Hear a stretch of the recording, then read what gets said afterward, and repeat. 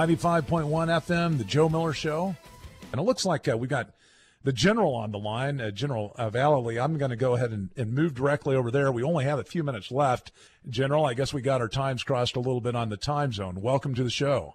Well, thank you. I'm sorry I've been in sessions all day with the Council of National Policy, so I apologize because we couldn't have our phones on, and I'm sorry. I guess I mixed up the time, but I apologize. You're a busy guy. You've got a lot going on. We talked yesterday a little bit about you meeting with Michele Bachmann. Obviously, you're doing great things. You know, we've only got about 5 minutes left, so hopefully we can bring you back on the show next week. But be happy. Tell our audience what you see as really the critical issues that the nation is facing right now, based upon your discussions with various congressional figures as well as just your assessment of the world stage. Well, there's probably 2 or 3 bullet items here we could list in priority, of course, and I met with some of the candidates for the president today that are here at this session.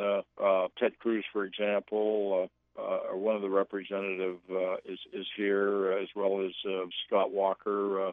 I spent the evening talking with Michele Bachmann last night. Very interesting conversation with her because she is just, retired from Congress. But obviously the first bullet item is national security and securing the country from not only the external threats, but the domestic threats we face in this country, which are unparalleled. The second item is the restructuring the government to the degree in Congress and the executive branch and even the judicial system that will look for what we need to do for today and tomorrow, specifically to get the country back on track again. It's far too dysfunctional. It's far too, the point where it's just not functional across all the areas. We're not getting anything done. And so as a result of that, our enemies from abroad, China, Russia, Iran, ISIS now, see that as a weakened U.S. government. Of course, you're taking advantage of it. And I think the third point is that financially, within the country, that we need to really look at the future there. I think the markets are very tenuous at best right now. I think that you look at Russia and China and the purchase of gold, probably the delicate nature of our dollar. So when you look at national security, you look at basically a government that's dysfunctional, and third, a financial system which is very much in balance, that's what we need to address to survive. So we have to look at today and tomorrow, not what it's in the past, but today and tomorrow. And that's why we need a new leadership team in America to do this, in my opinion. And I don't, General, want to put you on the spot, but after rubbing shoulders with a number of the potential candidates for the presidency, who do you see as offering the best hope to resolve those issues?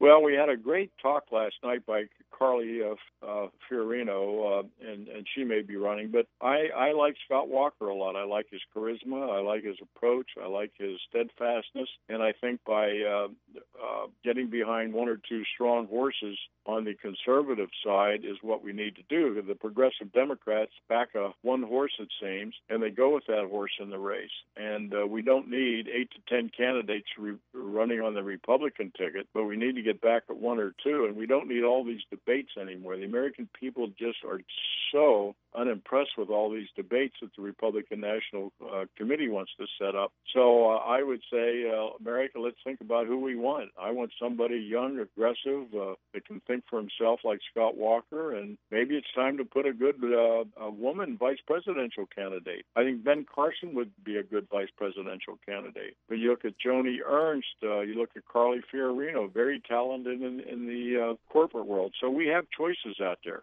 Michele Bachmann, what does she have brewing for her future? Well, she just signed a contract with a firm in New York that's going to represent her to really go on the circuit. And as many do, they retire, they get on the speech circuit. So I think that's her objective now. And she's so happy that she's retired out of Congress, can relax a little bit, and does not feel, bridled or hamstrung now by what she can say and not say.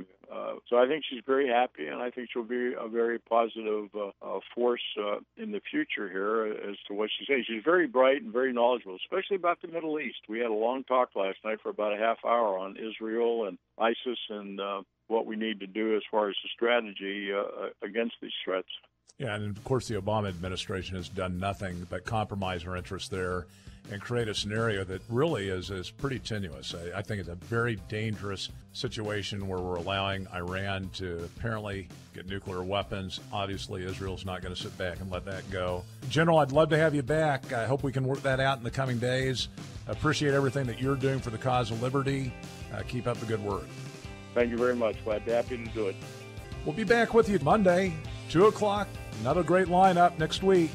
Join us with the Joe Miller Show at 2 p.m. weekdays.